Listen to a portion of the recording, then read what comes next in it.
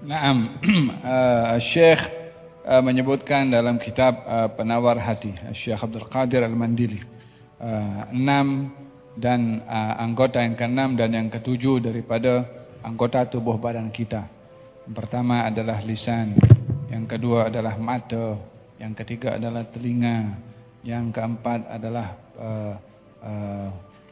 tadi mulut sudah ya, lisan, mata, telinga, perut, kemudian kemaluan, kemudian yang ke-6 dan yang ke-7 adalah tangan dan juga kaki. Disebutkan kedua-dua ini dalam satu tempat disebabkan oleh kerana ianya adalah yang digunakan secara dalam bentuk pergerakan oleh manusia, tangan dan juga kaki. Dan ini juga yang disebut oleh Allah beriringan dalam satu ayat, al-yawma nakhtimu ala afwahihim wa tukallimuna aydihim wa tashhadu arjuluhum bima kanu yaksibun. Kami tutup hari ini mulut-mulut kamu dan berbicara, tangan disaksikan oleh kaki. Di sini diiringkan dua oleh Allah, tangan dan juga kaki. Dengan dasar itu di sini oleh Syekh diletakkan kedua-duanya sekali, antara tangan dan juga kaki yang bahagian daripada anggota yang akan dipertanggungjawabkan kepada Allah Subhanahu wa taala, tangan dan juga kaki. Di dalam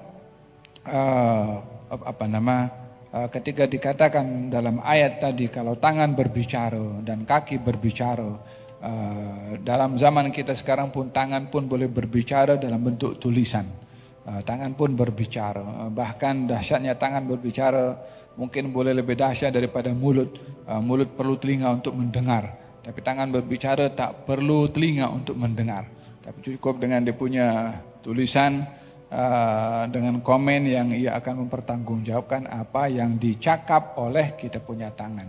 Bahkan kita punya tangan ibu jari kan, tahu kalau kita meletakkan fingerprint kita kan, fingerprint itu pun berbicara juga. Ini jari-jari si fulan, oh subhanallah, dengan sekian kita dalam satu masjid ni kalau meletakkan fingerprint tak ada yang sama seorang pun daripada kita. Maha suci Allah yang menciptakan makhluknya dengan berbagai macam dan berbeza-beza. Oleh hal dalam Al-Quranul Karim Allah Subhanahu wa taala berfirman, wa minan nasi wad dawabi wal an'ami mukhtalifun alwanuhu kadzalik innama yakhsyallaha min ibadihi al ulama. Dan di antara keajaiban ciptaan Allah Subhanahu wa taala manusia, binatang yang melata, wal an'am, binatang ternak, mukhtalifun, semua berbeza. Bukan hanya beza bahasa, bukan beza warna kulit, yang sama bahasa, yang sama warna kulit, kena fingerprint semuanya berbeza. Tak ada siapa pun yang sama. Hatta orang yang kembar pun juga pun akan beza pada fingerprintnya, pada ibu jarinya. Subhanallah, yang maha menciptakan segalanya dengan berbagai macam perbedaan dan tidak ada yang sama. Ia adalah menunjukkan keagungan Allah Subhanahu wa taala dalam menciptakan makhluknya. Anggota badan yang ke-6 dan ke-7, tangan dan kaki, mempunyai hak kepada kita sebagai pengguna. Walihada kita diperintahkan untuk solat duha, karena solat duha itu membayar hak pada tangan dan juga kaki, khususnya karena tangan dan kaki ini kita gunakan sendinya. Sementara hikmah pada solat duha itu ada sedekah untuk sendi yang kita pakai. Setiap sendi dalam tubuh badan kamu hendaklah kamu keluarkan sedekahnya.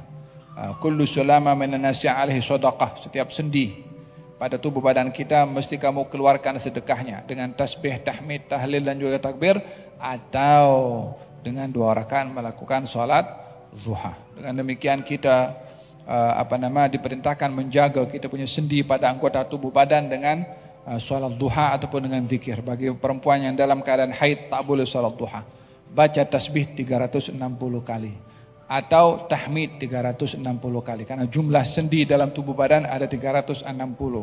Atau dengan tahlil la ilaha illallah 360, atau Allahu akbar 360, atau boleh campur subhanallah 1, alhamdulillah 1, la ilaha illallah 1, Allahu akbar 1. Jadi 4, ulanglah sampai jumlahnya 360 bagi orang yang berada dalam keadaan haid atau nifas, atau orang yang telajak daripada tidur waktu duha sampai waktu zuhur sehingga habis waktu duha, tetap kita kena bayar sendi yang kita pakai setiap hari dengan ganti zikir, tasbih, tahmid, tahlil dan juga takbir. Dengan begitu kita punya sendi sehat, dengan begitu kita punya kaki sehat, dengan begitu kita punya tangan dan kaki mudah dibawa pergi ke tempat-tempat yang baik sebab kita keluarkan sedekahnya dengan bertasbih, bertahmid dan juga bertahlil.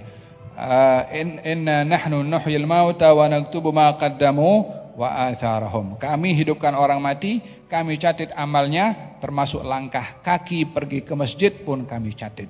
Sehingga dijadikan ukuran seseorang nanti di akhirat ketika melintasi as-sirat, menyeberangi, dengan kebanyakannya ia datang ke masjid, ke rumah Allah Subhanahu wa taala. Semakin ia kerap datang ke rumah Allah, semakin dipermudahkan perjalanannya melintasi as-sirat nanti di hari kiamat. Oleh hadza, menjaga kaki dan tangan bahagian daripada menunaikan amanah pada anggota yang diberikan oleh Allah kepada tubuh badan. Adapun kufur kepada nikmat tangan dan juga kaki bila digunakan untuk hal-hal yang dilarang, seperti memukul, seperti mencuri, seperti sign tapi dia tipu, seperti komen yang tidak elok, melangkahkan kaki ke tempat-tempat yang tak elok. Semua ini bahagian daripada kufur nikmat anggota tangan dan kaki yang diberi oleh Allah Subhanahu wa taala. Setiap kita ingin melakukan perbuatan maksiat dengan tangan, ingat, kalau tangannya dicabut oleh Allah Subhanahu wa taala jadi kaku seperti ini, macam mana nak makan? Macam mana nak type? Macam mana nak drive? Faham tu? Tangan dimudahkan oleh Allah, tekuk sini pusing-pusing pun dengan mudahnya dijadikan oleh Allah Subhanahu wa taala. Faham tu? Ini semua bahagian daripada nikmat yang perlu kita jaga. Semakin kita jaga, ada seorang namanya Al-Imam At-Tabari. Umurnya itu kalau dalam kitab itu dicatatkan ada 150 atau 160 umurnya, tapi masih segar, dia punya anggota tubuh badan. Subhanallah. Ketika ditanya macam mana di usia ini masih boleh punya kekuatan anggota tubuh badan yang masih segar, matanya, telinganya, katanya, saya jaga dia di masa muda, Allah jaga untuk saya di masa saya tua. Faham tak? Ini anggota badan perlu kita jaga, bukan hanya pada vitaminnya, tapi pada penggunaannya. Kalau vitaminnya bagus, makanannya pagi-pagi madu, atau habatus sauda, wa illa zaitun, faham tak? Exercise, tapi mata maksiat sana, telinga maksiat situ. Kenapa kita jaga pada zahir, kita rosakkan kita fungsi yang sepatutnya kita gunakan untuk hal-hal yang baik, yang menjaga itu yang mana yang lebih yang lebih proper dalam penjagaannya melebihi daripada Allah Subhanahu wa taala berbandingkan vitamin-vitamin yang kita makan.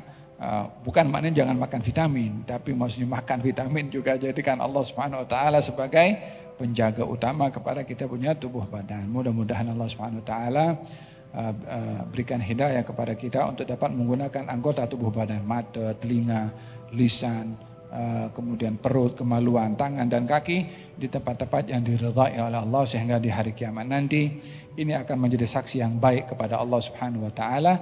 Amin, amin, amin.